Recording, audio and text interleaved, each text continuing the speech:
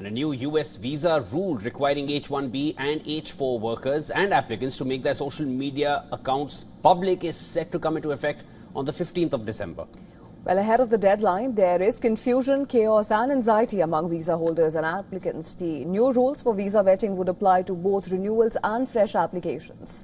Consular officers will review public posts on platforms like X, Instagram, Facebook and LinkedIn as part of a wider process to vet visa applications.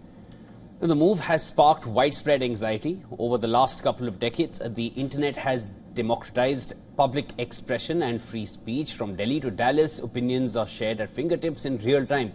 Political memes, satire and critical commentary, they are commonplace, but the new rules, they signal that even one tweet, one meme or a blog piece could end the American dream for millions. Adding to the chaos and confusion are visa interview appointments, which have been cancelled across several Indian consulates. Well, many applicants have reported that their December interview slots have now been pushed to March 2026. The US Embassy in India has also cautioned visa applicants to not show up on previously scheduled dates if candidates have been notified of rescheduled dates. The delay is reportedly to allow authorities enough time to carry out social media vetting. However, what remains unclear are the parameters which will guide the visa vetting process. The US immigration authorities are yet to specify the criteria which will be used to assess social media accounts of the candidates. What kind of vetting is going to take place and what are the parameters for it? There's no clear criteria in place as of now, and applicants fear that authorities may dig up posts made in the past to reject their applications in the present. The decision to vet social media accounts of applicants was announced by the US in the wake of pro-Palestinian protests at several US university campuses. The Trump administration had lashed out at universities for enabling anti-Semitism and vowed to crack down on students and immigrants whose views posed a threat to US national security.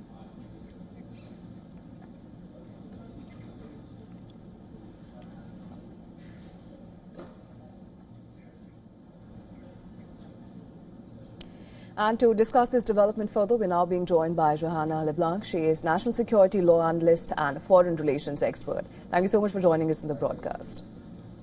Thank you so much for having me. Now, I'm curious to know, are there any parameters as we're speaking for the US social media vetting, and what kind of tweet or post can deny an applicant H-1B visa? Because as we understand, the vetting and the parameters, without the lack of a clear guidance, it could be rather subjective. So how do we navigate this? Because it has inevitably caused a lot of chaos and anxiety. Certainly, but I think first and foremost, we need to talk about the reality that no country contributes more to America when it comes to H-1B visas than India. You're talking about 70%. So that is a significant number. So certainly Indians who seek to come to the United States to work and to contribute to the development of this nation will be impacted by this policy. But another thing is that the policy is very, very vague. And as you said in your opening, it's very subjective, right? In terms of what exactly is the administration looking for, or State Department, DHS looking for when they're processing various applications. But what we can see based on past experience is that the U.S. has placed a huge emphasis on social media posts that they deem that are to be anti-Semitic, and also social media posts that they deem have a negative national security risk. Understood. Joanna, as far as the posts are concerned, a rule like this, which is not coming from precedent, there's no foreign policy that it can be threaded to. What deems an incorrect post? Is it an anti-Trump post? And should Americans also be concerned about this, for having any kind of posts or any kind of opinions out there on social media, even from years ago, which can put them in trouble going forward with some kind of a new rule coming up?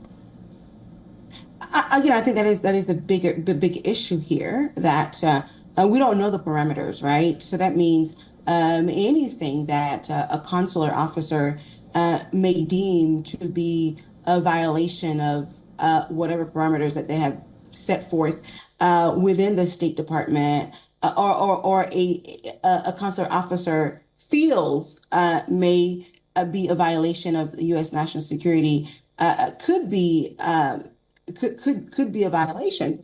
So I think that's the issue, right? I think people want more guidance. People want to know more about, how does this impact the work sector? And I think the next thing you're probably going to see is lawsuits, especially by companies that employ HB1 visa workers. But I think it's going to expand beyond H-1B visa workers. I think it's going to impact just about anyone who is looking to enter into the United States. And let's be frank here, the United States has always done its due diligence in terms of vetting applicants when they're looking to enter into the United States. But I think that this is expanding that process and specifically looking at digital footprints, which is something that I think all of us have to be very mindful of as we utilize the internet, because a lot of the information you post on there could potentially impact you. Something that could be very innocent could be seen as a national security threat to a government, or it could be seen as trying to undermine democracy in a particular country. I hear your point, Ms. LeBlanc, but something as an opinion may not always mean an action or a call to action after that. So it's very gray at this point. We'll need to wait and watch how this one gets navigated. It's the Trump organization, it's the Trump administration rather. And if they're putting out a rule, gradually it's going to get fine-tuned or it may get rolled back. We've seen that enough times in the past. Let's see how this one rolls out. This was Johanna LeBlanc joining us from Washington, D.C. Thank you so much. Thank you.